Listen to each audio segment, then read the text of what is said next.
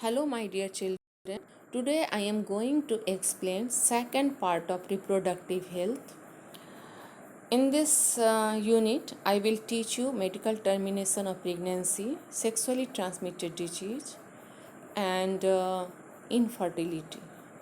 Termination of pregnancy before the completion of full term intentionally or voluntary is called medical termination of pregnancy or induced abortion.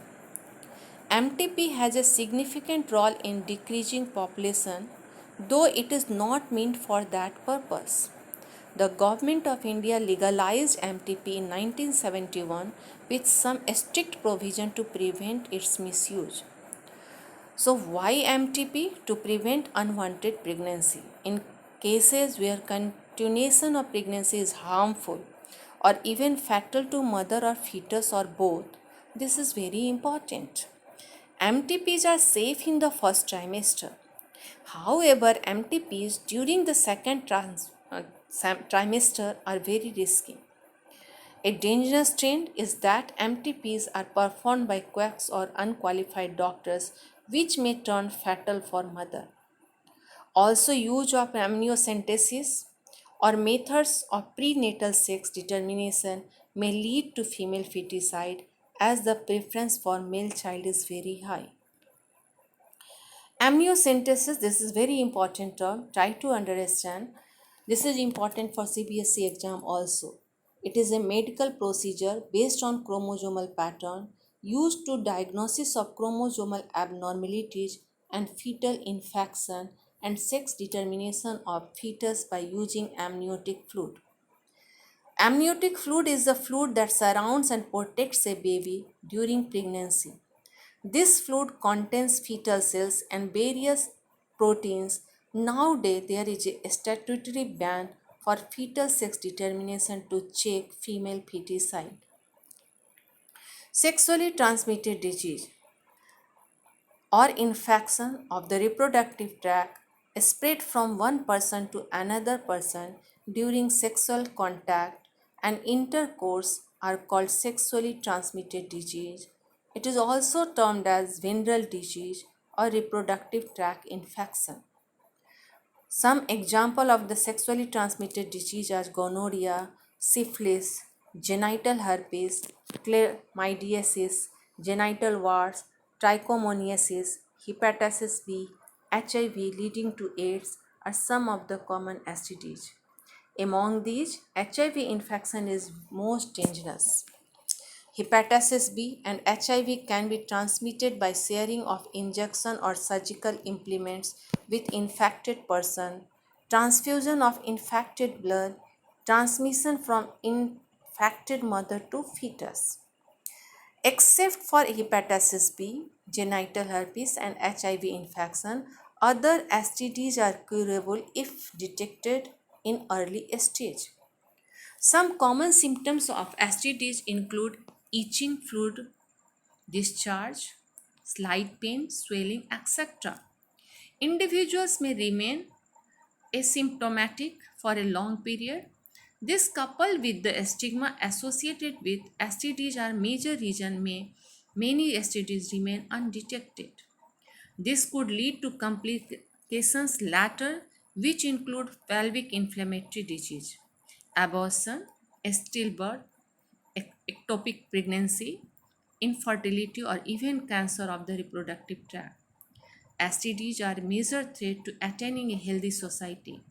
Hence, prevention, along with early detection and cure of these diseases, are given prime importance under reproductive health care programs. So, what are the steps are taken to prevent STDs? Avoid sex with unknown or multiple partners. Always use condoms during sitters. If in doubt, go to a qualified doctor for early detection and treatment for the disease. Now see this the face of this child. This child is suffering from gonorrheal infection in the eye, and unknowingly this child carried this infection from mother. Also see this is the advanced condition of syphilis. This is genital herpes. This is trichomoniasis life cycle. Now come on and try to understand what is infertility. This is the inability to produce children in spite of unprotected sexual cohabitation. Most experts define infertility as not being able to get pregnant after at least 1 year of trying. Women who are able to get pregnant but then have repeat miscarriage are also said to be infertile. What is the reason of infertility? Physical structure, congenital disease, drugs, immunological or even physiological. Often female is blamed for being children, but the fault could more often than not lie with the male as well. So maybe female, maybe male is responsible for the infertility. So now try to understand what is the condition of pregnancy or fertility. Pregnancy is the result of complex chain of events in order to get pregnant. So this is very important. A woman must release an egg from one of the ovary during the ovulation. The egg must go through a fallopian tube towards the uterus, and a man's sperm must join with the egg for fertilization along the way. The fertilized egg must attach to the inside of the uterus for implantation. If any one of them is missing, that means couples are not able to give their child. So, specialized healthcare units like infertility clinics could help in corrective treatment of some of the disorders, and this is the known as assisted reproductive technology art. It is a term that describes several different methods used to help infertile couples. Art involves removing eggs from a woman's body, mixing them with a sperm in the laboratory, and putting the embryo back into the woman's body. So, there are different methods are used in art, that is assisted reproductive technology. IVF ET.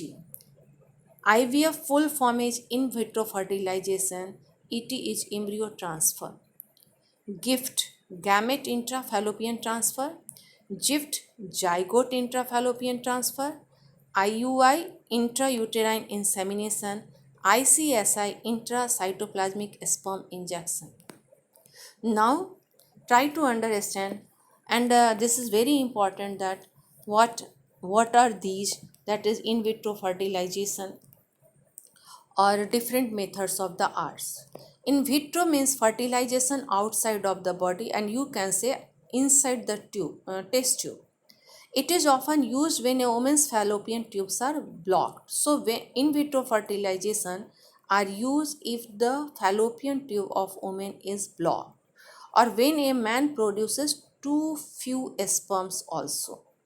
Doctors treat the woman with a drug that causes the ovaries to produce multiple eggs. Once mature, the eggs are removed from the woman. They are put in a dish in the lab along with the man's sperm for fertilization.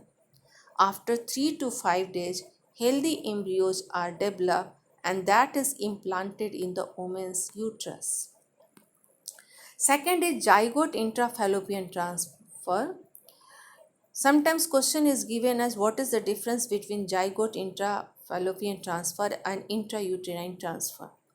The zygote or early embryo, that is up to 8 blastomere, can be transferred into the fallopian tube of the female. Intrauterine transfer, embryo with more than 8 blastomere can be transferred directly into the uterus.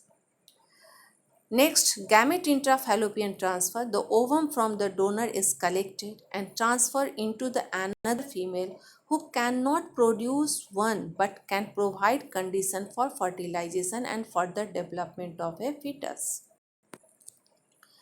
Intracytoplasmic sperm injection. It is often used for couples in which there are serious problems with the sperm.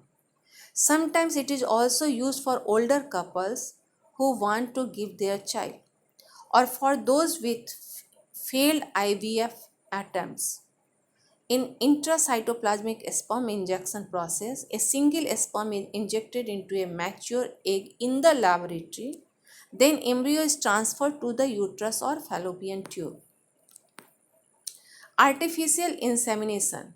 This is a technique in which the semen is collected either from the husband or a healthy donor is artificially introduced either into the vagina or into the uterus of the female.